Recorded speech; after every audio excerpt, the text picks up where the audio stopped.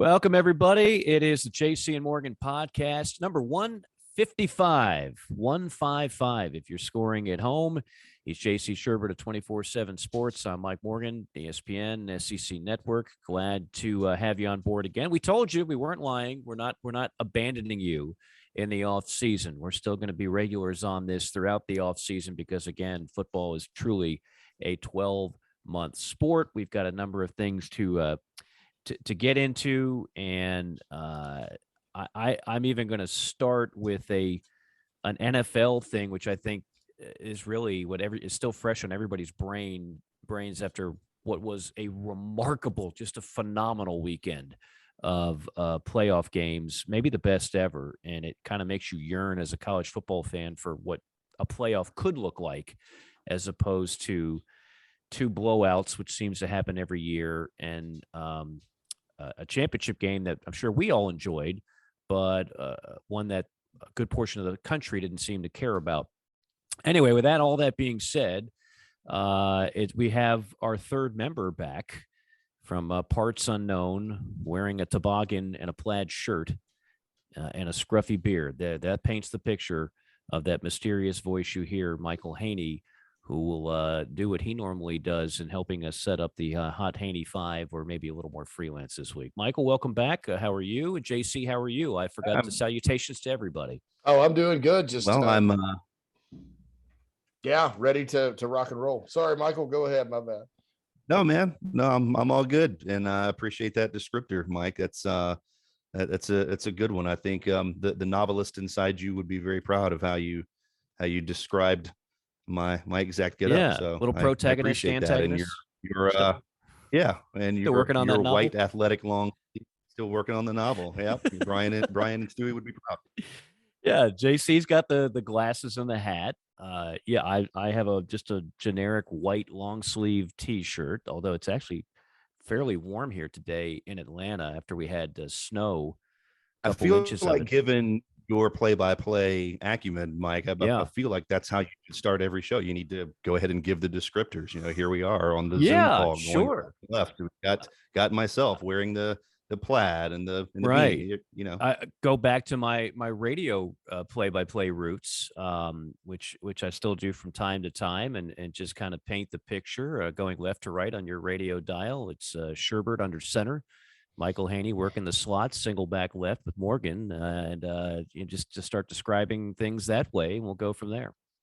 We'll start with the formation. We'll call the play, and we'll break it all down scientifically. I do take for granted that people know, like, we're not broadcasting this in a studio. If you've been around for the majority of the 155 of these, then you know that. But we pick up new listeners every day. I heard nice comments from a big Georgia fan. I thought he was going to just be happy about what we said about Georgia winning the title, but he just loved our description, JC, of analyzing NIL and transfer portal, which isn't sexy, but I think every college football fan realizes it's part of the deal. So you want to keep up with it as best you can. But so JC's we're all on a Zoom. Everybody knows Zoom now, right?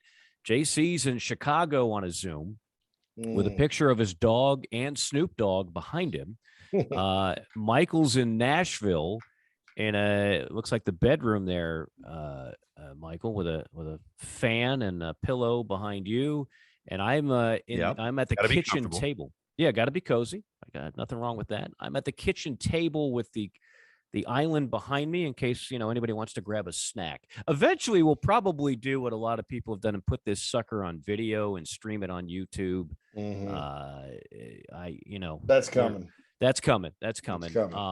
I don't know why some people like that, but I'm cool with it. I guess I'm kind of a visual. You guys who have known me for years, you know me as a guy who much prefers the visual to the audio, in that I love movies and certain TV shows.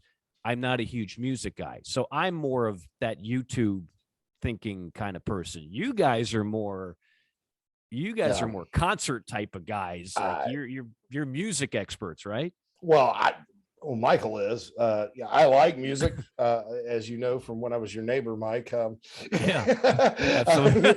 I like music. And so do a the lot. neighbors across the creek. As a I matter think of fact. everybody knows JC likes music, but You just get the bass kicking tonight. yeah, but no, it's just not something like podcasting wise that I even like Colin Cowherd and the folks that do radio shows that are simulcast. Dan Patrick, as great as those guys are, to me, it's much more of an audible medium. So I'm like, who in the heck would want to watch that and see us? But it is popular on YouTube, and I know, like, when I use YouTube too, like I'll sometimes throw on a documentary, like a Vietnam War documentary, and I won't necessarily watch it. I'll listen to it. Right. And right. I do. And I know this podcast also is now available on audible.com where you can get audiobooks. And I'm into audiobooks as well. I listen to it to go to sleep at night. So maybe that's it. Maybe people don't actually watch, or maybe they're just kind of wanting to get our facial expressions or whatever. You gave a great example. Dan Patrick is one of the few national shows that I take in on a semi-regular basis, right? I don't watch the shows where it's like two guys just screaming at each other and giving disingenuous takes on stuff. That doesn't interest me at all. But the Dan Patrick show, he and what's now down to 3 Danettes because McLovin left to do a talk show. I always watch that if I can, as well as listen. I could just go audio, but I love their man cave setup, and I love seeing the facial reactions so again, I kind of get it. I don't know if people will enjoy seeing our stunning faces when we put this thing on video, but that probably is the next step as we continue to evolve. As I always like to say, we started this thing, JC and I did, however many years ago on Skype, and it was probably the worst produced podcast. Well, I shouldn't say that. Nowadays, anybody can launch a podcast, and if they have 7 people, like their grandmother and their girlfriends listen, then they consider it a success.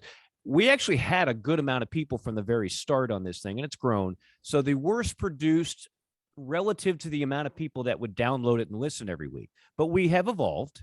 We've gotten better, and the technology is better. And I think what we put out there is a little bit better. And now we just hope to continue to refine. We're never satisfied here on JC and Morgan, always trying to get better. All right. With that preamble. Oh, can I just say one other thing off subject? Sure. Since I've got 2 guys who I don't know how I feel about that, Mike. I'm going to. Yeah, let's take it to a vote. No, go Michael has said no, so let's just pass over. No, I got to say this. This is the kind of stuff, when we were all doing sports talk shows, random subjects that we would get into, especially in football season, ends and you're kind of searching for stuff.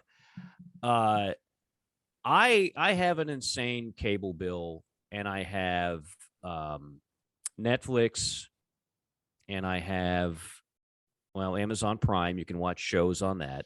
Mm-hmm. And the wife has Hulu, so therefore I have access to Hulu. Netflix just went up to like $20 a month. And I was thinking about this when I finish Ozark, this final season. I go on Netflix now and I see more things than ever, and more things that I could care less to watch. There's not very many good documentaries anymore. And I see just a lot of shows that I have no interest in. Have you guys are all, you're Netflix guys, right? You both spend the monthly fee on that. Yep. Have you considered dropping it since they keep jacking up? It used to be like $5.99 a month. It's now going to be $20. Well, to be completely transparent, I'm on a family sharing deal, so yeah, right. I don't really have to consider that. So you're not paying the freight. Oh, yeah. So for you, it's but if you were paying the freight, how much do you watch Netflix now? Not as much as I would like to, but on travel times and things like that, it actually does help out a lot. Doing so you're positive on it. You're still thumbs up on it. JC, I can always find something. Yeah. Okay, I'm struggling. I I mean, Ozark, obviously. Yeah, that's a we all I had it, gotta just, watch that just for that. But I'm with you, Mike. I find myself watching other things a whole lot more. HBO Max Yeah, that's a good product. has sort of blown the others away. We get Paramount Plus as part of the Big Spur subscription package or 24/7 Sports subscription package. So shameless plug there for all you fans. We have a site for every school. So I've been watching, Paramount Plus a little bit. My concern with letting go from Netflix or any of them is twofold. Number one, I don't remember who all I've given my password to. And I don't necessarily want to hear from somebody I haven't heard from in a while, i.e. like an ex-girlfriend or something going, why did you cut me off of the Netflix? And I'm like, that's just not something I want to deal with right now. And I don't know, like some of my brothers may have it. My mom may have had it. I don't know. So that's number one. Number two, I'm worried they're going to get into live streaming sports content. And then I'm just going to have to sign back up. But I did cut YouTube TV, and we don't have cable, Mike. For years, I was kind of like you. I just did not want to let go with the cable because I like my sports. I like my live programming. I was concerned about internet connections and delays and things like that. But once I got to Chicago, we kind of made a decision to cut it and invest more in the up in our wireless boost. And hadn't missed it. So, but I'm with you on Netflix a little bit there. It's something I probably won't drop, but I do think it's worth an evaluation after the second half of the final season of Ozark is over, because I'm not going to spoil it, but that was I watched it all in one night. Absolutely amazing. How many episodes are in the first half? 7. And then there's going to be a second half that comes when? With 7 more, probably in spring or summer, late spring, early summer. Okay, so this is like what HBO did with The Sopranos the final year. They split it up into 2. Yeah, but it's 14 episodes long. Yeah. Okay. All right. Yeah. So now, well, heck, I'm screwed then, because I'm not going to cut it out until I finish Ozark. Yeah. But after that, and then they're going to come up with something else. They're going to come there. There will always be something else. You're going to talk a big game right now. I guarantee it. But what else have they come up with? Going to catch your eye. You're like, I got to tell you something. In the last couple of years, they haven't come up with much that I'm really the Space Shuttle Challenger documentary was outstanding. But I got to tell you, like, even when I board a plane, you can, download Netflix shows and then watch them on the plane, which I feel like, wow, this is great. Now I'm really getting my $20 worth. And I struggle to find things I want to download off of Netflix and look at later. So, I mean, I'll finish up Cobra Kai, which is kind of like, it's silly, but it's cute. But then they know what they're doing with that, and they're in on the joke, which I appreciate about that show. Absolutely. They don't take themselves too seriously. Right. But like, if you look at the top 10 things, Archive 81, Too Hot to Handle, The Royal Treatment, Cheer,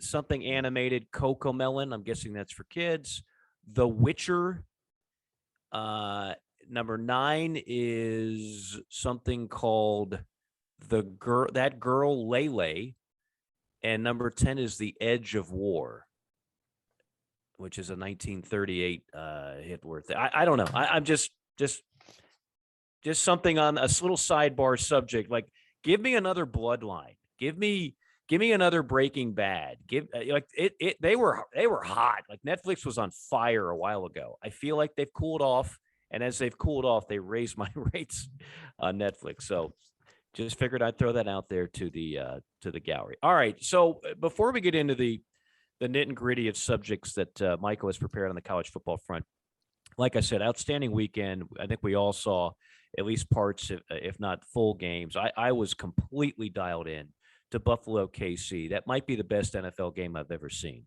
And Josh Allen, if they don't choke it away in the final 13 seconds, they being the Bills defense, not to mention the call and not do a squib kick, the whole narrative this week is Josh Allen. That's the narrative. It's not Pat Mahomes and it's not KC. We already know Pat Mahomes is next level great, but Josh Allen, the plays he made in that game are something the likes I just haven't seen. What he did in leading that team back and what should have been a victory on the road, I've never seen anything quite like that. So it got me to thinking on the 8 quarterbacks that were in the playoffs this weekend. They were all great games. They were all in their own way great games. So you had Josh Allen, Pat Mahomes, Jimmy Garoppolo, Aaron Rodgers, Joe Burrow, Ryan Tannehill, Tom Brady, and Matthew Stafford. Those were the 8 starting quarterbacks. And I thought this was interesting. And JC, you can go deeper on the recruiting front. I even tweeted one thing on the recruiting front. I had to look this up. I didn't know it off the top of my head. Josh Allen, how did he wind up at Wyoming? He had no Division I offers. And then all of a sudden, Idaho State came in, and a couple of like Ivy League schools were looking at him.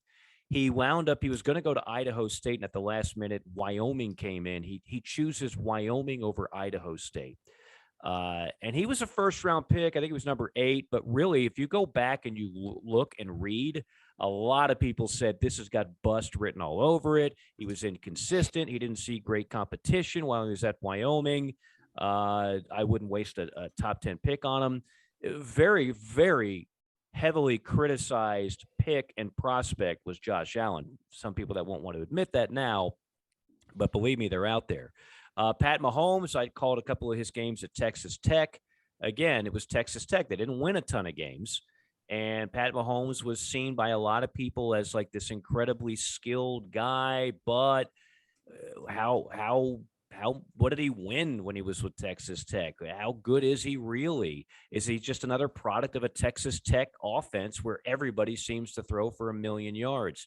Garoppolo, Eastern Illinois, second-round draft pick. Aaron Rodgers, JUCO, then Cal, and then had to wait till the end of the first round before he's picked. Joe Burrow can't find the field at Ohio State, so he leaves, go to LSU, and everybody talks about the national championship season, but remember the year before, he was okay. He wasn't great, and quite frankly, a lot of people had doubts if Joe Burrow was a true national championship quarterback going into that magical final year.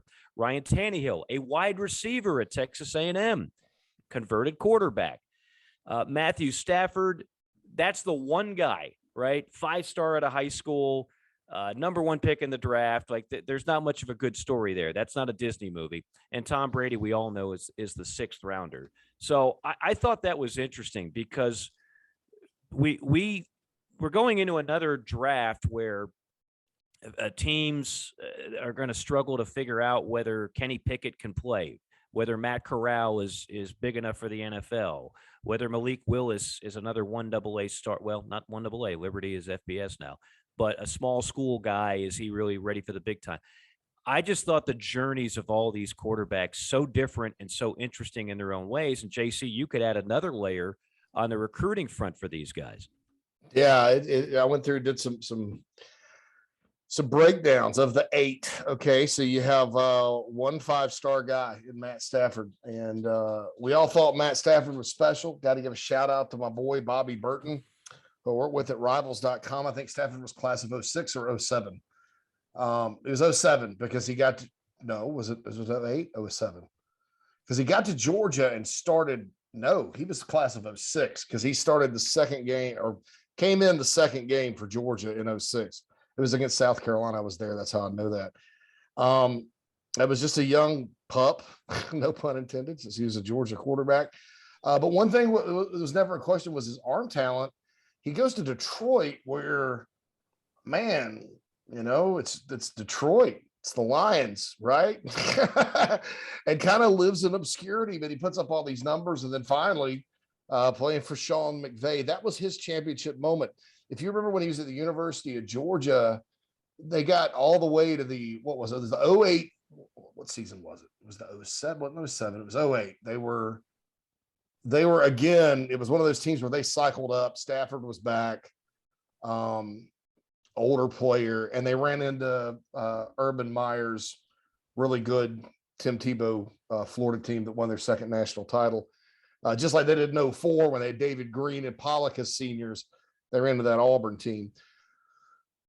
So, you're just not used to Matt Stafford being on that level, but he was the decorated 5-star quarterback. I remember Bobby telling me, because Stafford's from Highland Park, Texas. and went to Georgia. Mike Bobo, Mark Richt got him, won a big recruiting battle, and got him at UGA. And so that was his moment. The rest of these guys, the recruiting industry completely missed Swift. And this is, you're talking about 7 of the 8. 24/7 Sports, Jerry Hamilton and I actually did have Burrow in the top 250, just because you talk to anybody in the state of Ohio, and they talked about Burrow being like this great player, but we heard the same about Mitch Trubisky, and obviously he didn't turn out to be the type of pro that Joe's been. Both were first-round draft picks, which is interesting. 2 Ohio kids that did not go to Ohio State that were number 1 overall picks. But, Garoppolo lived in obscurity. He's from northern suburbs of Chicago. How did Notre Dame and everybody else miss him? University of Illinois, how did they miss him? Goes to Eastern. Tom Brady, that's a story that's well documented. In that at Michigan, the starter got hurt and he came in, and then with the Patriots, he did whatever. Aaron Rodgers and Josh Allen. You mentioned Allen's recruiting story, Mike. Did you know that was out of junior college where he had the Idaho State and Wyoming offer? So that's right. So Allen, right, yeah. Allen and Aaron Rodgers both out of high school. No offers. no offers. And then Cal took a chance on him, and then Wyoming, which Mike, you and I have watched Wyoming play, and I'm sure you've seen him some play too, Michael. They're not exactly an air raid type of offense out there, but he had the arm, so that's interesting about all these guys. What's also interesting is where they come from. The state breakdown of this is crazy. 3 from California, 3 from Texas, and then 1 each from Illinois and Ohio, and that's it.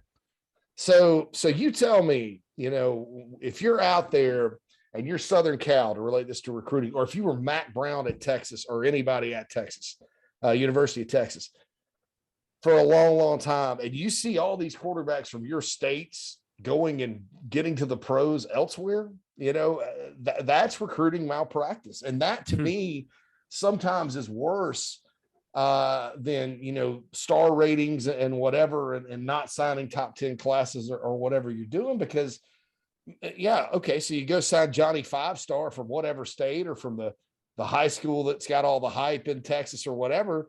And then here comes this other guy and he's an all pro, and you're going 5-7. You're kind of sitting there going, man, this is a long track record of just bull crap, where, we've missed on all these guys. And so I think that's very interesting to look at. And I'll say this one thing to wrap up about the draft and the people that were, what's more inaccurate than recruiting rankings, which I think, to my credit, and to the people of my industry's credit, recruiting rankings are about a 60% accurate thing. The most inaccurate thing in all of sports may be the hot takes after the NFL draft. Before and after. I mean, I look at some of this stuff and I'm like, this is just a load of what? I mean, I'm like, you guys just don't know. You don't know your butt from a hole in the ground. It's like some people were not even wanting the Packers to take Aaron Rodgers late in the first, and look at what he's done. And I mean, it's just like, wow. And look, I know some of those guys in that business, and that's nothing personal at either to anybody specifically. And it's more so the trickle down guys, because you have hot takes on the NFL draft and I mean, they are everywhere. And there's no unlike recruiting rankings where everybody's like, oh, he was supposed to be a 5-star and he wasn't, or whatever. Which, by the way, recruiting rankings, you're evaluating thousands of players. You're not doing that with the draft. You've got a much smaller pool and much more film, by the way, I might add.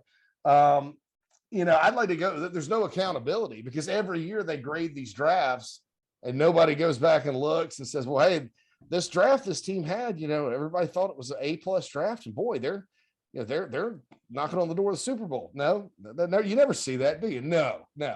And so that's the thing about that too, is that there's nothing I think that's more iffy in sports or hot takery, that has to do with something that we all care about and love and follow, not like the other hot takes that we see than NFL draft hot takes. Well, and there's one prominent name. I'm not going to throw him under the bus because we've all been wrong on stuff, but I mean, he swore up and down on draft day that Dwayne Haskins was clearly the best quarterback in this draft. Well, Dwayne Haskins was in the same draft as some of the guys I just mentioned. Dwayne Haskins is nowhere to be found. And those are the same kind of guys that also said Josh Allen would be a bust and you shouldn't waste a pick on him. Another guy I remember watching one day, he's like, I saw Justin Herbert on TV at Oregon the other day. Why would I take a first-round pick on him? Because he has one of the most ridiculously talented arms in the sport, and he hasn't taken long to showcase that at the NFL level. So you just don't know. No, yeah, you just don't. Well, just to kind of piggyback off of, to use Haskins, since that's the name that you brought up, and not to say that he would have been anything else, but to use that and to also use Matt Stafford, who you were talking about, JC. Clearly, he's got the talent. He put all the numbers up in Detroit, but he was playing in Detroit. Haskins gets put where he's put, and you wonder where how do these quarterbacks become who they are? Is it a product of the system? Is it a product of all the variables in place at the franchise that they end up going to? Like, if Matt Stafford had gone anywhere other than Detroit, how many conference title games does he play in? How many Super Bowls does he make? Because the one year he finally gets an offensive coordinator and some more talent around him, well, they're knocking on the door of the Super Bowl. Same thing with Pat Mahomes.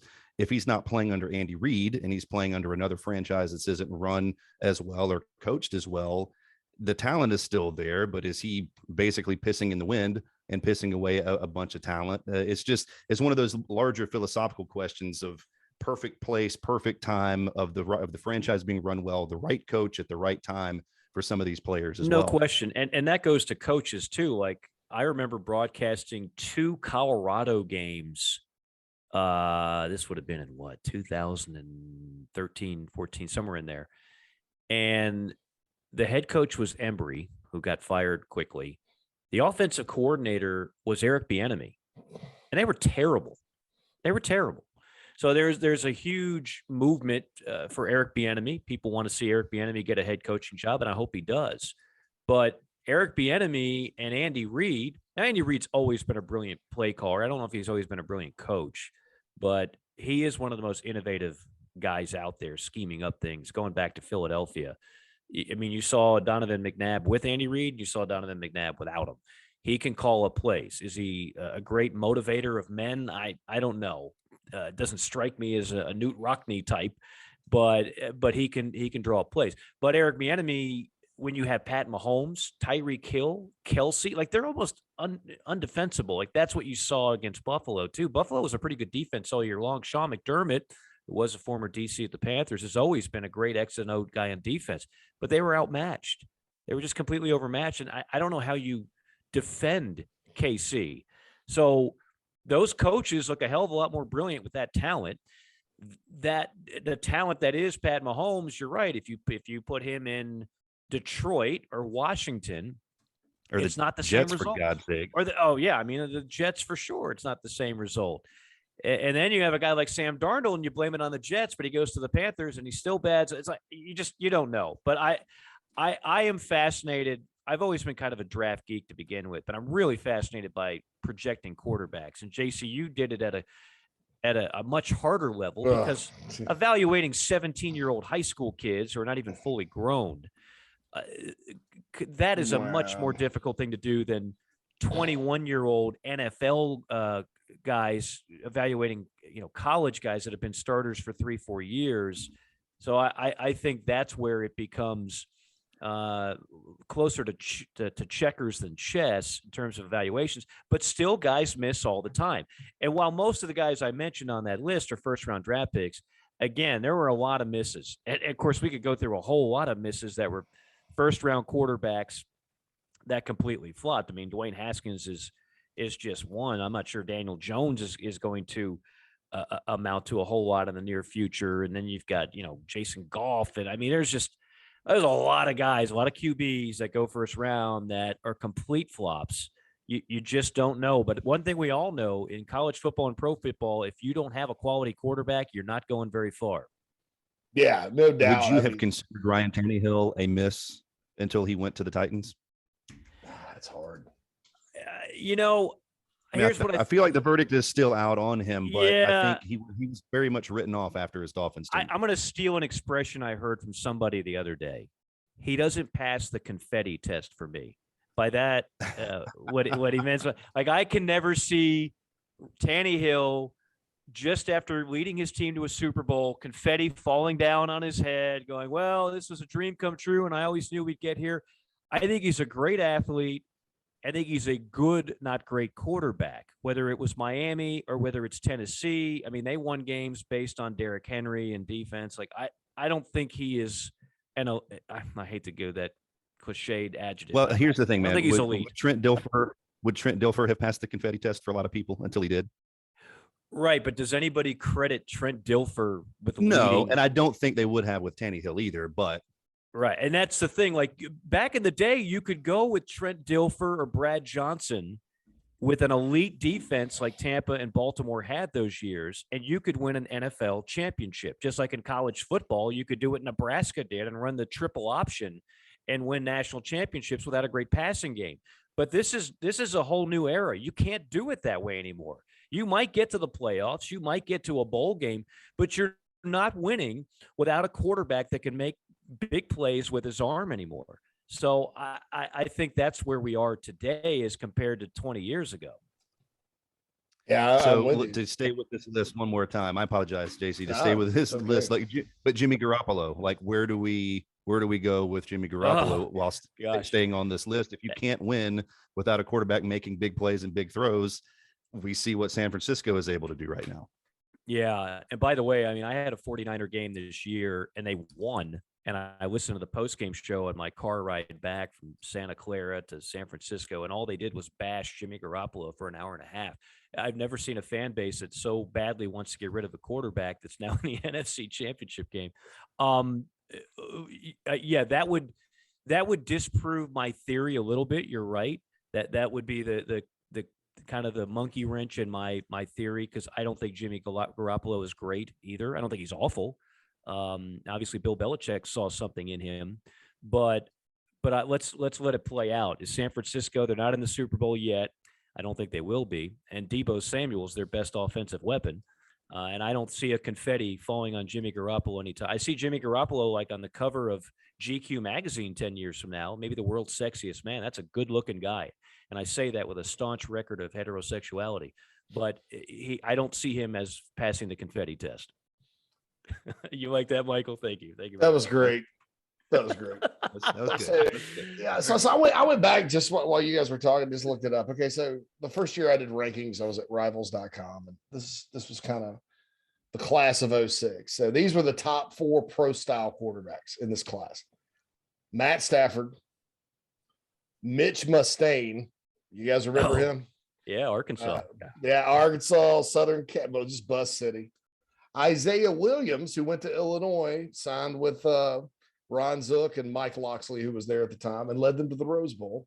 And then a guy named Josh Freeman, who I think was a high draft pick, but K-State. Oh yeah, the Bucks spent a high pick on him. Nobody knows why, but they did. He just wasn't. So here were the dual threat guys, and this was a pretty good call. Number 1 was Tim Tebow.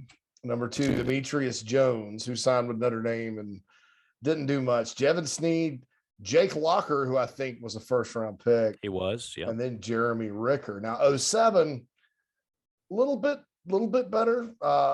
And that's back. We used to do pro style and dual threat. Now you just don't, because it's all the same. Number 1 was Jimmy Clausen. Number 2 was Ryan Mallett. Number 3 was John Brantley. Number 4 was Mike Paulus. Ryan Mallett, I mean, Clausen played in the pros, right? Mallett played well when he went back to Arkansas. Brantley started for 2 years, wasn't that good. Mike Paulus never got off the bench. But look at my dual threats this year. This is pretty impressive. Number 1 dual threat, Tyrod Taylor. Number 2 dual threat out of high school, Cam Newton. Now, number 3 was ahead of Cam Newton as dual threat. Tyrod Taylor. Oh, Tyrod was good. Yeah, no. Well, okay. this was out of high school though, so this was Right. before Newton. Newton was a 3-star quarterback by most people. I had him as a 5. Was he a late bloomer? Because I mean, physically alone, I mean, I've been up close with Cam Newton. I've interviewed. I've never seen a physical freak like that at quarterback. A lot of people thought he was a tight end, and he went to an all-star game that we covered and threw it better than he had. Yeah. And then the fact he was going into Florida's offense at the time, I was like, this kid in that offense with the way Tebow runs it is Right. going to be unbelievable. But where he became a quote unquote 5-star was in junior college. He went to Blinn Junior College in Texas. They taught him how to throw. Yeah. And after that, he was unstoppable. But the Buccaneers of Blinn JUCO, by the way, just a little. I was pretty proud of myself for that one, with Newton being a 5-star out of high school. Then Aaron Korb, who he did nothing at SC. Steven Garcia was the number 4 dual threat. Mm-hmm. And then Willie Korn, who is now the OC at Coastal Carolina. At Coastal, yeah. Yeah, so I don't know. They're kind of looking back on that as kind of a mixed bag, but you're right. And on to your point now, Mike, about quarterback play, and you've always talked about it, and you've always been spot on as we move forward. Number one, I'll say about with Garoppolo, there's always an exception to the rule. Those are outliers, and they exist in this sport, whether we like it or not. That's just kind of nothing's ever 100% in this game. And then number two, kind of to my point earlier, I think that as the position has evolved to where like nowadays you don't really have like Cam Newton and Tyrod Taylor would not be classified as dual threat quarterbacks. They would all be in one quarterback pool. And so some of those guys, some of those guys now, they can run a little bit, but they all have to throw. And so the position now is more of a priority with, you can't be a statue in the pocket anymore. And the pros still love these guys. That's why the kid from UCF got drafted number 1 a few years back, all that. Even in the pros now, you got to be able to move your feet. You don't necessarily have to run, but you got to be able to move your feet. Tom Brady, great footwork in the pocket, right? You can't just sit back there like you used to and look around. Unfortunately, the days of the Peyton Manning type quarterback, I think, are coming to a close, unless you're going to be that good, unless you're going to be like Peyton Manning. So that's the thing too. That position has just evolved in that manner, to where younger kids are even if they are a quote unquote dual threat guy and very good running the ball from that position, man, they are all concentrating on throwing and passing and doing 7-on-7s. It's nationwide and working out with receivers, and they're just throwing and throwing and throwing. And that's why you have the quarterbacks like you do today, to where, you just don't even distinguish. Lamar Jackson's outstanding, at throwing the ball, but he can also run, that kind of thing. So it's fascinating to see how it's evolved and how the importance at the position that's always been important, but at all levels of football now, that position is just crazy paramount to your success. And if you don't have one, it's going to be tough. JC, if you don't mind, a little inside baseball question for you. When did the recruiting services like 24/7 decide that, hey, we just need to scrap the pro style versus dual and make it all one big thing? What was the watershed moment for the company there to decide that that's how it needed to be moving forward? Honestly, we started talking about that, before 2013, 2014. They just now got around to doing it. I think in some ways there are reasons why. I mean, because 24/7 was still a younger company when I left working in the national office there where you're at now. There's reasons why, because you get more, publicity with your rankings. In other words, if you're the number 1 dual threat, people in newspapers and on radio, they're going to say, well, this guy's a top 3 quarterback nationally, even though he may be top 7. He's top 3 in the dual threat category. So people are like, oh yeah, that guy. But they did switch it up. They changed quarterback to quarterback. They moved defensive end outside linebacker to something called edge, which is a popular term these days.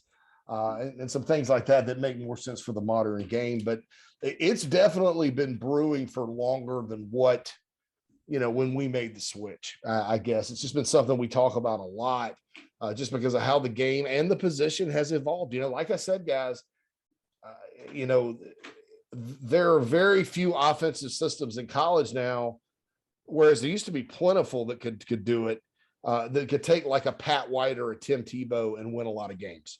And it sounds probably like blasphemy because Tebow was a heck of a college quarterback, but he had to kind of be in that right system, and nowadays, very few. Dan Mullen's not coaching anymore. So, it's like, there goes another one. You can go play for Rich Rod at Jacksonville State. But most offenses nowadays in college and the pro now, you absolutely, no matter how good you can run it, you absolutely have to have that ability to throw, because otherwise you're too easy to dissect and you're probably not going to go very far. All right. I think we are ready for the tidbits, the other stuff going on, the odds and ends, the under the radar stories, the on the radar stories, the things that move the meter and the needle. They move them both, because that's just the kind of guy Michael Haney is, and that's just the kind of segment the Hot Haney 5 is. All right, well, here we go, Mike, and I just want to start with one in particular, because I know, JC, you have said that you're as big a fan as anyone of this particular gentleman, and I think when I first joined the JC and Morgan podcast, we were spending a lot of time talking about him because he had just been fired at TCU. But an interesting note there at the end of last week is that Steve Sarkisian at Texas has hired Gary Patterson to be a special assistant to him there. And I'm just curious your thoughts on that particular move for him and for both of you. What's your favorite, I guess, rival to rival move from coaches? Fans get caught up in the rivalries and they get angry sometimes if a coach has been wearing their colors, goes to either a division rival or just an absolute direct hated rival. But give me some thoughts on maybe your favorite rival to rival move or something like that.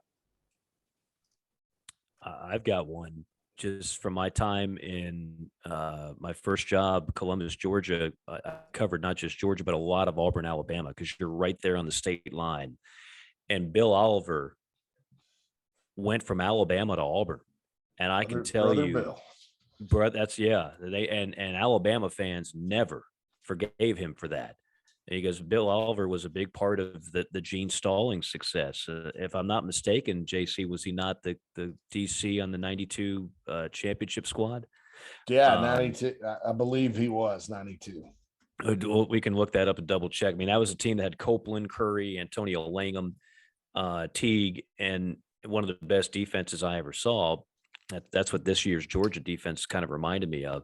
Anyway, Oliver goes and joins Terry Bowden at Auburn and has success there. In fact, beat Steve Spurrier in those Florida offenses in back-to-back years in 93 and 94. So I remember that, like, whenever that name would come up on my show, incensed Alabama fans would call up and go, that traitor, Benedict, Bill Oliver. And it was just like, wow, okay. That gave me an inside baseball look at just how hated that rivalry is. And again, you don't see that a ton. Like, you'll see an assistant coach go from one school to a rival from time to time, but a high level, successful, accomplished coordinator, that doesn't happen every day. No, it doesn't. I mean, there's assistant coaches that'll go back and forth. Of course, in South Carolina, one of the more infamous ones was Brad Scott, who got fired, and he went 1-10, right? And he made this, jovial comment when he got fired. He said, well, I couldn't have kept my job at the junior high school if I'd have gone 1-10, so it's okay. And everybody's like, well, all right. So then the next thing you know, he takes a job at Clemson, where he proceeds to stay through the entire Tommy Bowden era. His son ends up being a star assistant coach for Dabo Swinney. He helps Dabo build a national championship program. And I mean, that was just kind of the whole long tenure of Brad Scott in the state of South Carolina. Like, well, people probably forgot he was the head coach for the Gamecocks for a while. Then he goes to Clemson and was instrumental in getting them going big time. The brother Bill thing, anything in the state of Alabama, guys, is going to cause a lot of issues. One of the more significant ones, I think, lately, Tony Hughes, who's kind of gone Southern Miss, Ole Miss, and Mississippi State, landed back at Mississippi State. He stayed there through Mullen and then now the Pirate, and I think he's there to stay. But I think he was part of Orgeron's first staff at Ole Miss, and then went and kind of crossed the line and things like that. So I think these moves are interesting. Gary Patterson going to Texas. I think we've all heard, a lot of things over the years about Gary Patterson, people speculating that he's going to leave or whatever. And Texas always kind of came up. My understanding is his wife loves Austin and thinks that's a really nice place. And so kind of a logical landing spot for him, as far as going and being an analyst and, sort of helping them in an advisory role. I heard Mike Bobo, who was at Auburn this past year, South Carolina before that, used to be at Georgia. He's now going back to Georgia. So you got Kirby Smart, Will Muschamp, and Mike Bobo, all players from the illustrious Ray Goff era at Georgia, all on a championship level staff now. So that's awesome. But, it's good to see Mike get back to his alma mater too, because I like him a lot, yeah. I'll just say real quick on Patterson, you can't lose. I mean, this is a guy that's been a great defensive mind for a long time, did an outstanding job as a head coach for a long time at TCU before the wheels came off a little bit. So if you can hire him as an analyst, he doesn't even count as one of your full-time coaches. Like that's a no-brainer. That's the kind of moves that Alabama's been making and Nick Saban's been making for years. You find a guy that just got fired that is talented. You get him when his stock is lower, so to speak, and then he helps you win more than you did when before he got there. So I think it's a no-brainer. Yeah, and so that's what analysts do. Analyze. So in other words, you're trying to run your offense. If you're Sark, right? Well, you're going to have Gary Patterson sitting there watching your offense every single practice and scrimmage and game, and he's going to be able to tell you, here's what I would do to stop you. And that kind of thing, if you listen to it, that kind of thing can be very valuable. Well, speaking of Auburn and Mike Bobo and the fact that he is now at Georgia, it was an interesting first season for Brian Harsin on the Plains there in Auburn, a guy coming from Boise State. And there's always the discussion when guys come from a different part of the country and are not as familiar in a particular area. How is recruiting going to go? So obviously the coordinator positions are very important. We see Derrick Mason as a defensive coordinator, longtime Vandy head coach, be the defensive coordinator there. And then Mike Bobo goes from South Carolina to Auburn. But both guys, gentlemen, only last one season. So these two quote unquote really important hires that were supposed to set the foundation for Brian Harsin in the first year, obviously not a very good year on the Plains overall for them. So your overall thoughts of those two guys, which on paper, again, a year or so ago, felt like really, really good moves for a guy getting his first taste of the SEC gone after a year. Well, just for the record, I wasn't as high as most people were on either one of those hires. I'm not down on Mike Bobo or Derrick Mason, but it was an obvious, like, okay, I'm Brian Harsin. I'm not an SEC guy. I'm going to hire two SEC coordinators. Okay, fair enough. That wins the press conference. It's hard to argue with the logic, but I don't know if I was overwhelmed by what Derrick Mason did at Vanderbilt as a head coach. It's been a long while since he'd been a coordinator at Stanford. And then Mike Bobo, did some things well at South Carolina and some things not so well. And then he's like, okay, I'm going to go to greener pastures. And that offense was a train wreck last year, an absolute train. It was really like which side of the ball underachieved the most at Auburn in year one under Coach Harsin. I would say it was probably the offense under Mike Bobo. I'm not sure if the defense was that far behind. So I think they just decided, okay, that was year one. We had to make some transitional moves and we had to get some SEC cred in the coaching box, but now we need to upgrade, so to speak. And I think that's what they're going to try. Well, they have already made the moves, right? I don't know if you want to call Jeff Schmedding an upgrade or not, because I don't know enough about him, but that's the move they made on the defensive side. Yeah, here's the thing. All right. So Auburn, since the departure of one Thomas Tuberville back in 2000, and what did he get fired, guys? When did Tubby get 2008? Something like that was his right last around year? there. And again, he bolted from Ole Miss to go to Auburn. Was Auburn? Well, since he left, right? Yeah. Auburn's had this kind of funny thing that they do. They'll go out and have a search, and then they'll you'll start getting calls from people, that asking about assistants well before they've got a head coach in place, right? And what about this guy? What about this guy? Okay, well, he's not. Who's the head coach? Well, we don't know yet, but Auburn wants it. So who's asking about these guys? Yeah, that's my question. If you don't have a head coach, who's asking?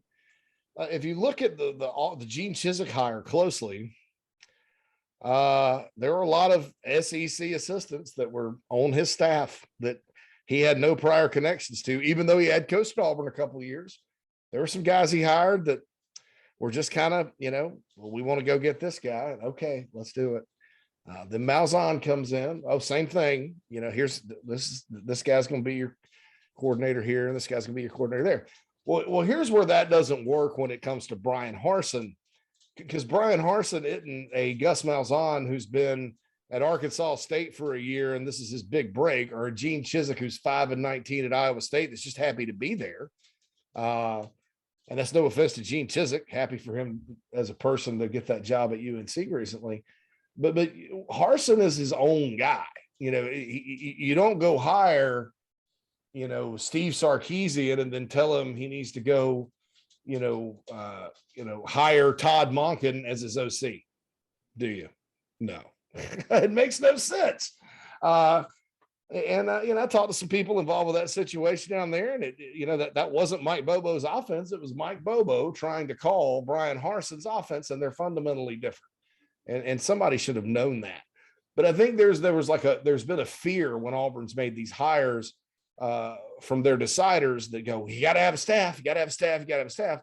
And I think for lack of a better term, that process backfired on them this time, because you have a guy that's actually pretty unique, to say the least, and wants his own guy. He wants his own guys, and you found out quickly when they fired their receivers coach in the middle of the year, just because he wasn't doing a good job, and that was not a guy that Brian Harsin had a lot of connections with down in the South. And I understand, look, you do need people that know how to recruit. You need that, obviously, but I think at times when you're talking about coordinators, too much is placed on it.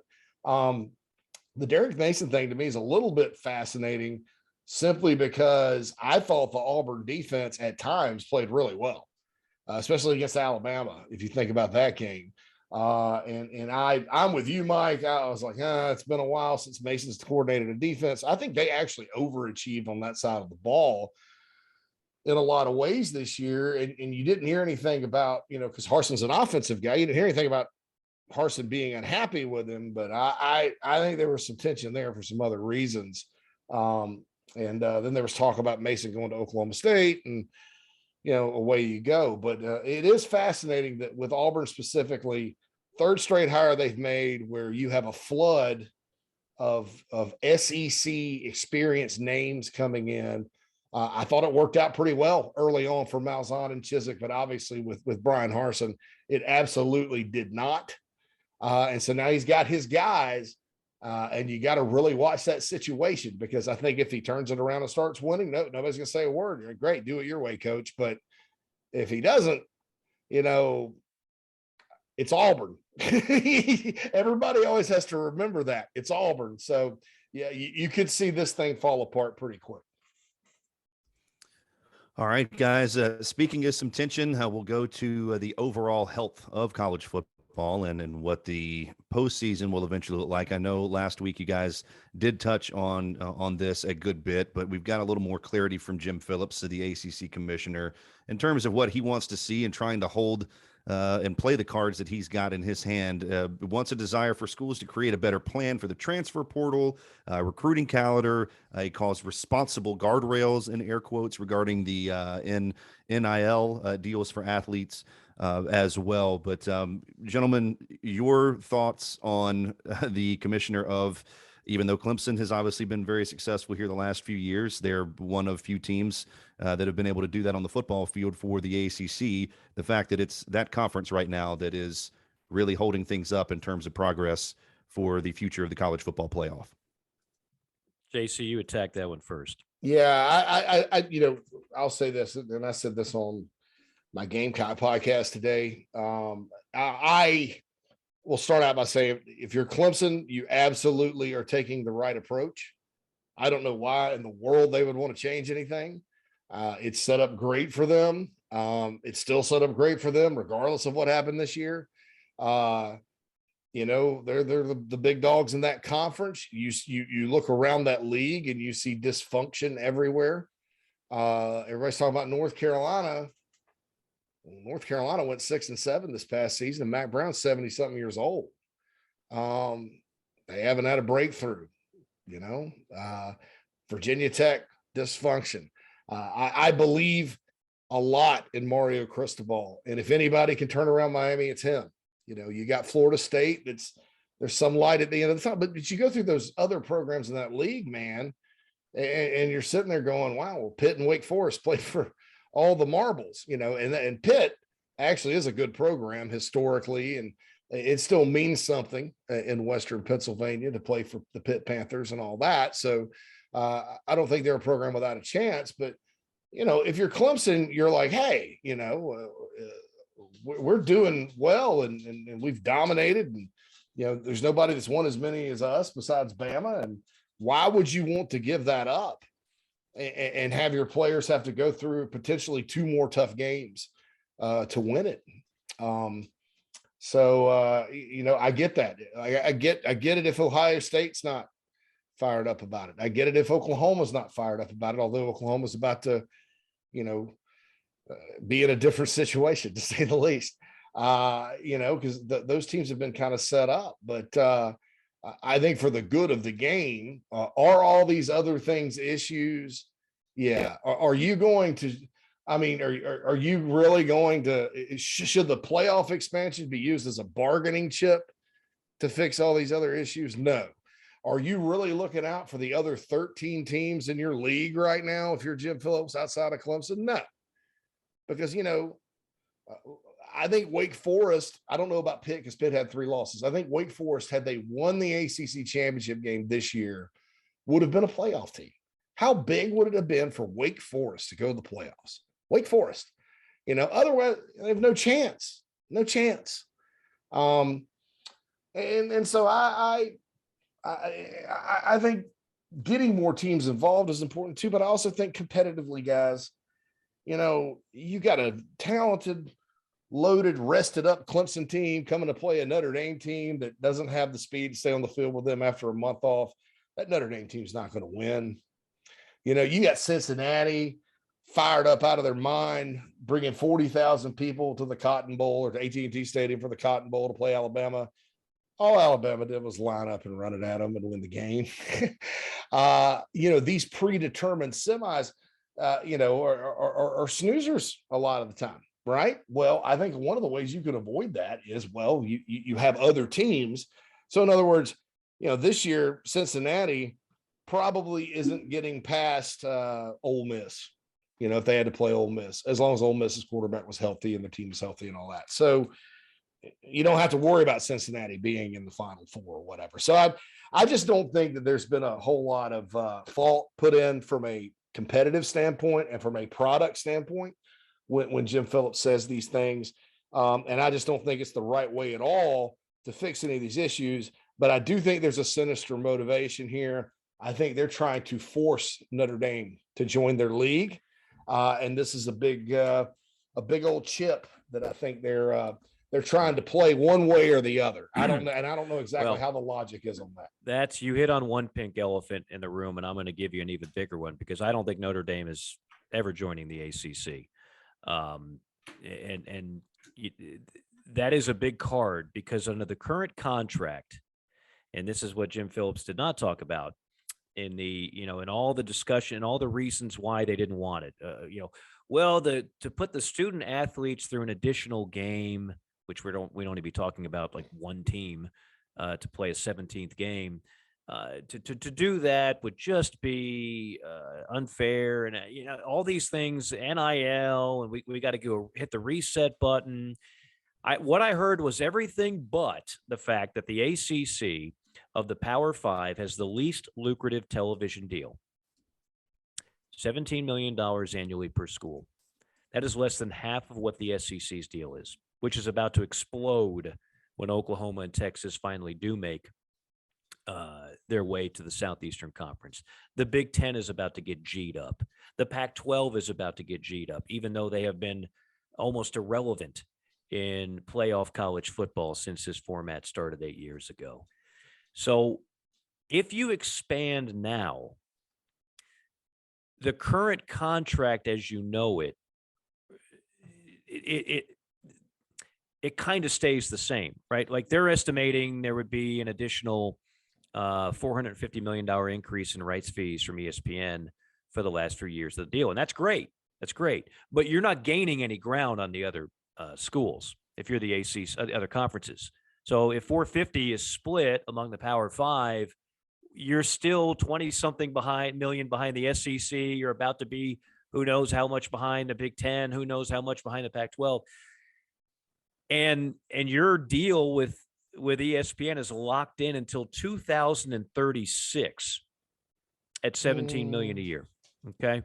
So the only way that changes specifically in relation to the other leagues is if you play this out for the next 4 years, the playoff that is, and then you allow multiple networks to come into the fold.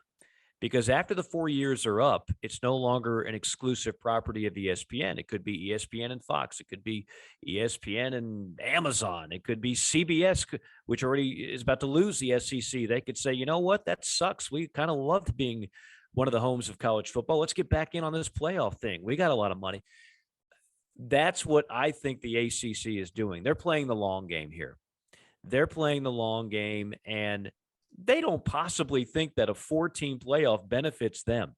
Because as you mentioned, JC, unless Clemson is playing elite like they were, the ACC at best gets 1 team in, or at worst, like this past year, they get 0.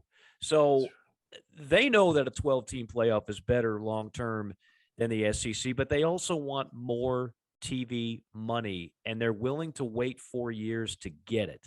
And I really think of all the factors that have been floating out there and why this conference would be the fly in the ointment, because it seemed like everybody else just about came around. That's, to me, one of the main reasons why. And I'll say one other thing.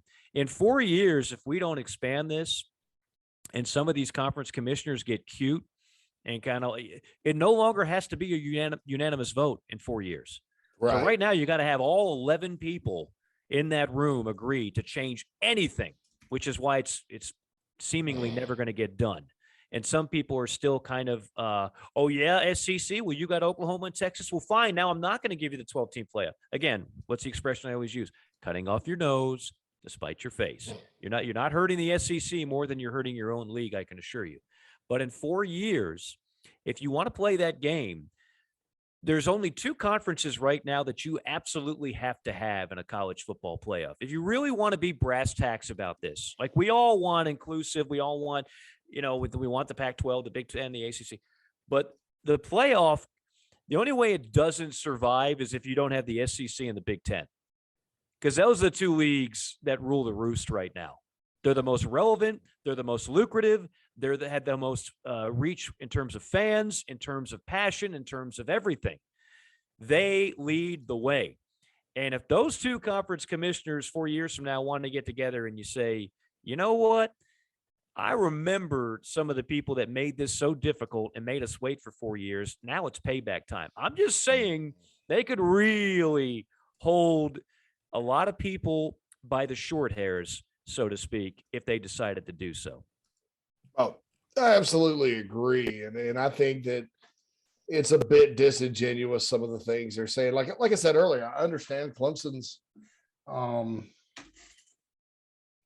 point of view on it. And if I were that particular school, I would be saying the same things. Well, yeah, well, like Dabo Swinney says, sure. And forgive me for saying, I'm not trying to bag on Dabo here. I've defended Dabo on a number of things over the years. Dabo Swinney says, well, there's not even 12 teams that are good enough to win a national championship. Well, we know that, just like there's not 68 teams good enough to win a championship in college basketball. But could you imagine if we only took the top 4 teams every year in basketball? Like Could you imagine if the NFL only took the top 4 teams in their playoffs? Sure. The future is expanding. It's not contracting, and it's not staying at 4. So that's another, quite frankly, it's not a valid argument. Like, we're not saying you have to go to 12 because we believe the number 12 team has a great shot at the national championship. You need 12 because you need more people involved in this. And I don't know any college football fan that wants fewer college football playoff games. I think that window of, well, it's just the way it's always been. I think those people they've gone the way of the dodo, and even they've come around and go, yeah, this needs to improve, and we need to go from 4 to a higher number, and that higher number appears to be 12. Good stuff, gentlemen, and we can all only hope. You're absolutely right. I mean, more in this situation is better, and I think the product overall will be better. This is going on to the next topic, and this is something we have discussed before, and I know that it's something that you touched on and talked a bit about last week, but I was having a discussion with a friend of mine over the last few days in terms of the transfer portal, and again, speaking of the future expanding and things changing drastically in the collegiate game. The question that he asked me is, do you think that we will see the transfer portal be the primary source for filling college football rosters within the next decade, and the high school recruitment taking a back seat to that? Is that something that you guys see as a real possibility now that we are sort of in this new aged free agency within college football? I'm going to give a very cursory answer because I know JC is much more qualified than I am to answer this. And by the way, you don't have to maintain the anonymity of your friend. We all know it's Sid Farkas, the bra salesman that specifically hired George Costanza. Wrong, Mark. Lycro spandex. Oh, okay, I'm sorry, Mitch. Yes, who could forget Mitch? He was putting at night, as I understand it. You don't want to do that. I think bottom line is, ironically enough, JC was just talking about Dabo. I mean, Dabo is coming around to the party. You can't do what you need to do anymore. Just going on high school talent alone, even if you're perennially top 10 recruiting classes, because the transfer portal is it's an instant. Like, think of all the benefits that some coaches felt that they had in a top-notch JUCO. Well, now remove some of the baggage and find a kid who wasn't playing JUCO ball, but a kid that was playing in the SEC and was a starter, and you can get him on your school. Like, I don't know how you can be next level championship good anymore without it, but I certainly don't think recruiting is downplayed either. So with that, I defer to the man, the myth of recruiting legend, JC. Yeah, I mean, look, there's going to be some schools that do it. I'm not gonna say they don't have a chance, but they're gonna put a bigger emphasis on it and sort of be a second chance place for a lot of guys. I think on the group of 5 level, you'll see that Texas State's already looked more like a portal heavy. The vast majority of their players are from the portal, but big time programs aren't gonna. They're not going to shy away from recruiting high school guys. And unlike basketball, because I think it's going to fundamentally change college basketball. I think that already has. Even before there was instant eligibility, Mike, gosh, there was just a ton of transfers every single year. I think this offseason, you're looking at massive roster turnover. And in basketball, I think it's going to be that way all the time. But you're dealing with 13 scholarships. In football, there's a lot more people on the roster, and a lot, you're dealing with a lot more numbers at different positions and things like that.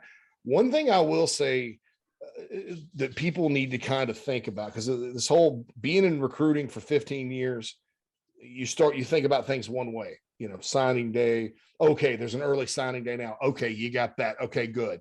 All right, JUCOs. Okay, there's no more prep schools. All right, very easy. It's easy now to sit there and think the portal is like JUCO 2.0. But what I'm noticing is, yes, for some schools like Alabama, they're getting the kid from Georgia Tech, who's one of the most proven players in the country. He could win a Heisman there next year, to be honest with you. They got Henry Toto from Tennessee last year, who's a proven guy. Something that They just got Jermaine Burton. Weird to me is they got Jermaine Burton. But then you also look, and they do have a kid named Eli Ricks, who was class of 2020. So he got a red shirt his first year, played for LSU last year. He's got 3 years of eligibility left. Now, he's probably good enough. He won't be at Alabama that long. But so what's the difference between getting an Eli Ricks or redshirting a guy for 2 years of developing in him and to being a starter, which may or may not work out, and so that's the kind of the magic of it, is that you don't necessarily, if you take 6 portal players, they don't all have to be graduate transfers that have 1 year of eligibility left, and that throws your roster out of balance. You can take, if you take 10, you could take 2 or 3 guys that were freshmen last year, 2 or 3 guys that have 2 or 3 years left. You can take a couple of older guys. I mean, it really is a way, if you do it right, to where you could just not necessarily overhaul, but tinker your roster every year and maximize it to where you're not going through a season where, man, we've been really good for a long time, but boy, our offensive line sucks this year because everybody misses in recruiting sooner or later. That cornerback Alabama put on the field when Georgia threw it down the field to win the game, I don't want to call the young man a miss, but obviously he's not as good as the corners they usually put out there, right? And Georgia recognized it. So everybody has deficiencies. Well, this is a way you can just, you're not plugging it with the silly putty that is JUCO recruiting. You got some nice, Lackert and Grout. What was it called? What do you call it? Grout?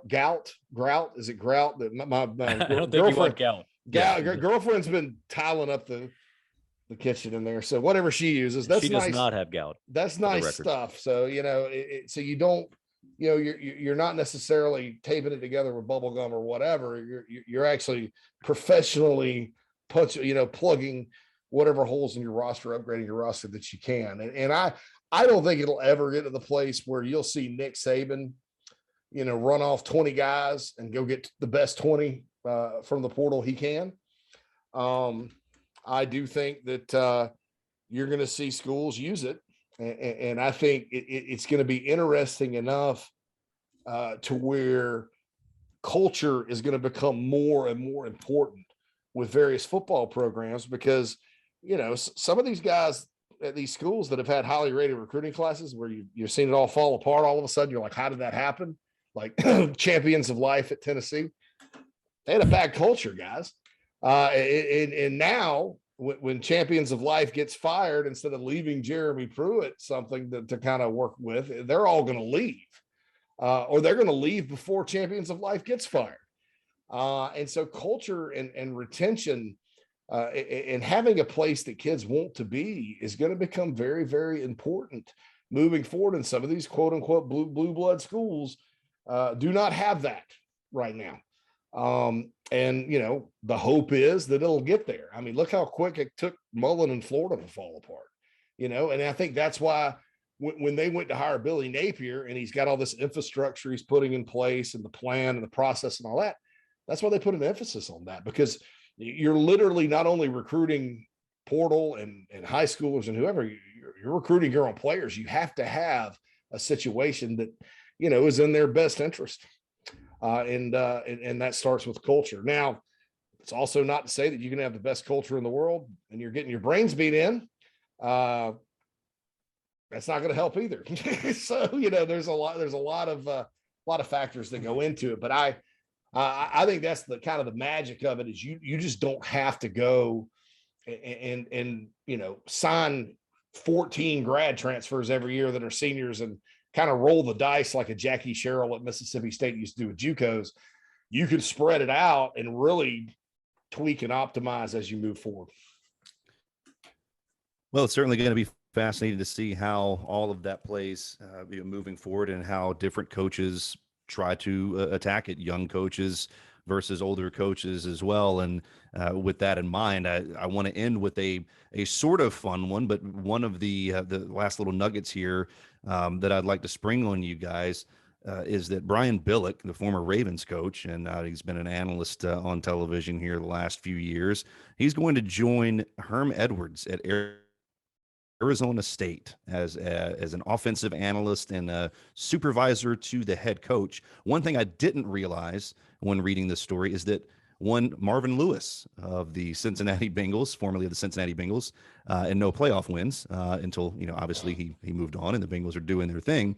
Marvin Lewis is also with Herm Edwards at Arizona State. So, guys, Herm Edwards, Marvin Lewis, and Brian Bilick, all on the same coaching staff at Arizona State right now.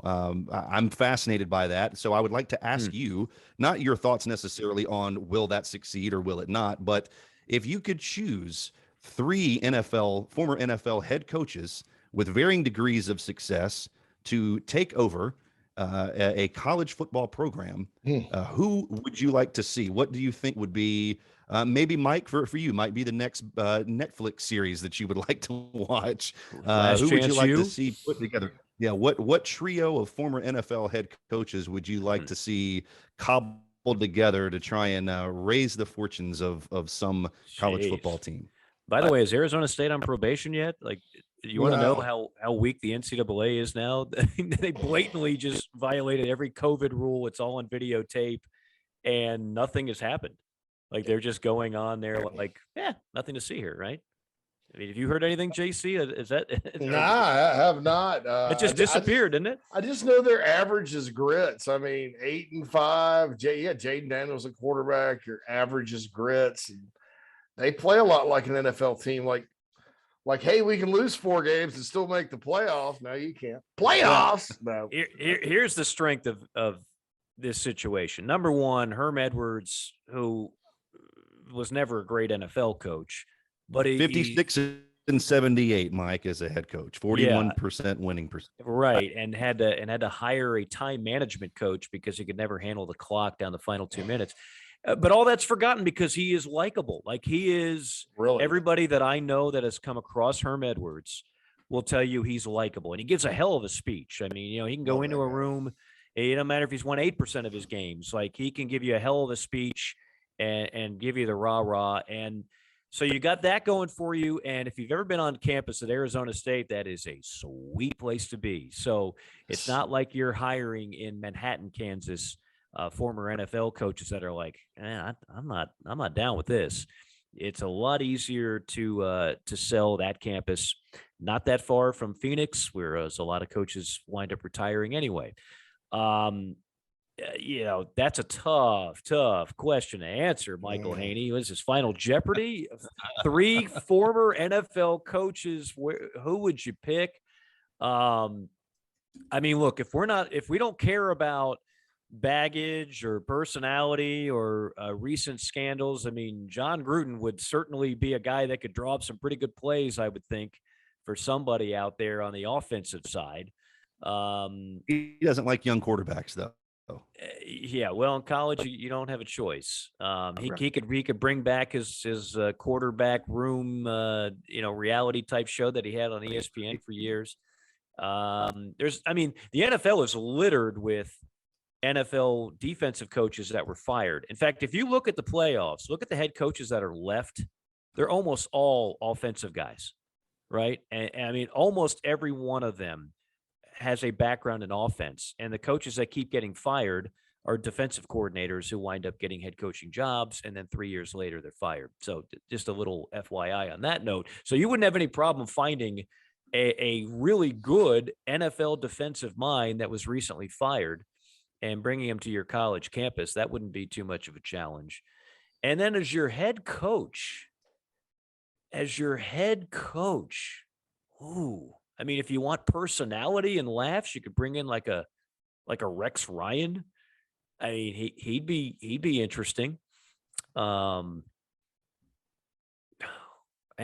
JC, you help me out here. I'm still buying time on that one. All right, so it's like an SAT question to wrap things up here. I'm ignoring. Fun. I'm gonna ignore age. I'm gonna ignore. No, I'm not gonna go there because those two guys. Rest in peace, Dan Reeves and John Madden. I think those guys would have worked. So I'm going to ignore age. I'm going to go Jerry You do have to be Glanville. alive, though, I think, is a prerequisite. You have to be alive. Okay. I think that was Michael's. I'm going Jerry Glanville.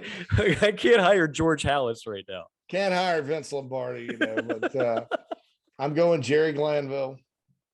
Oh, you can bring back the Grits Blitz. The Grits Blitz, the leaving tickets for Elvis. He rides a motorcycle to practice. His whole thing in college was, pros, his shtick got old, and he'd go in and fire people up and win, and he wore a big belt buckle, and I just think the guy'd be outstanding, in his prime as a college coach, because he's kind of quirky, probably in a place like Florida, where they just love him, and he runs a wide open offense, a wide open defense. Why not? Why not? I did have Rex Ryan on my list. There we go. Another kind of character. Defense. I don't know. Put big pictures of feet all over the locker room. Defense. I don't know. Something tells me Rex Ryan could probably go recruit pretty well. I did not mention Urban Meyer. I just didn't. No, I would think he would be in a different category, right? Yeah, I think Urban needs to just chill. Yeah. So Rex Ryan, Jerry Glanville, and I don't know, Mike Shanahan, somebody like that. I always was kind of intrigued when they used to talk about Shanahan taking the Florida job, because I've always kind of thought Florida needs an offensive mind or somebody creative on offense. But Glanville's always been my mind. He's 80 years old now, so probably not going to be in he was the head coach at Portland State for a couple of years, but that's right. So who knows? But those would be the guys. I mean, a guy like June Jones obviously would be very attractive, but heck, there's a big hullabaloo down in Hawaii because Hawaii didn't rehire him or whatever. So he didn't get the terms he wanted. They went with Timmy Chang. Yeah, so that's that'd be my deal there. There you go. Mm-hmm. All right, Michael, do you have any more brain-busting questions? No, that's it. That's it. I just got a kick out of that particular thing. Like, oh, those guys are they're just hanging out in Tempe. I mean, I don't blame them at all. You're absolutely right, Mike. There are worse places to be. Never going to be. Yeah. Herm's never a fun guy to be around. Never going to be better than 9-4. I wouldn't argue with that. And I maintain this too. I think that just the NFL is just a different deal, man. It's a different ball game, and the fun things they're doing on offense in that league right now, you can't necessarily do those in college because you don't have all this time during the week to do all this nuance and the things that they do. I wish it was that way. I wish, and the good colleges know how to scale it to where it does look like that. Because those were just amazing play calls, execution, quarterback play, whatever. But my next question would be who, after the Urban Meyer thing just completely died, but he's not going to be the last high profile college coach to get a pro job. Who's the next one? I'll make a prediction. I'll make a prediction. Lincoln Riley turns that around at Southern Cal, and in 5 years he pulls a Pete Carroll and bolts for the NFL. I could see it because there's been a lot of talk, and especially about those Dallas Cowboys. And I have a feeling, based on today's news, Sean Payton, maybe after a year off, will be the next coach of the Cowboys. He'll give it 3 or 4 years, and then it'll be time. Yeah, I tell you, I've got a world of respect for that guy. I think he's one of the most brilliant offensive minds the NFL's had in the last couple of decades.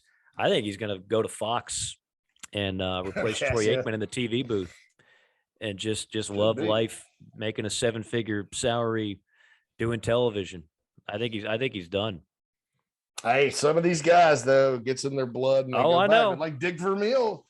Remember, he hung it up and was happy in the booth. Then he came back, won again, and then went back to cry some more. Yeah, I wanted to cry some more. But so I think Cliff Kingsbury's working out in Arizona. I his record is still 500, like it was at Texas Tech. But I think he's working out there. And you have all these young offensive guys. So, like when we all laughed at Al Davis when he hired Lane Kiffin back to the 2000s or whenever the first time. with no head coaching experience. Just to, as a head coach of the Raiders, we kind of laughed, but I think situations like that could happen more often in the NFL, because it is a league where, you see a Sean McVay doing well, you see a Kyle Shanahan doing well, that kind of thing, and how instrumental those guys have been to their different franchises. And it's about offense and youth in the coaching department.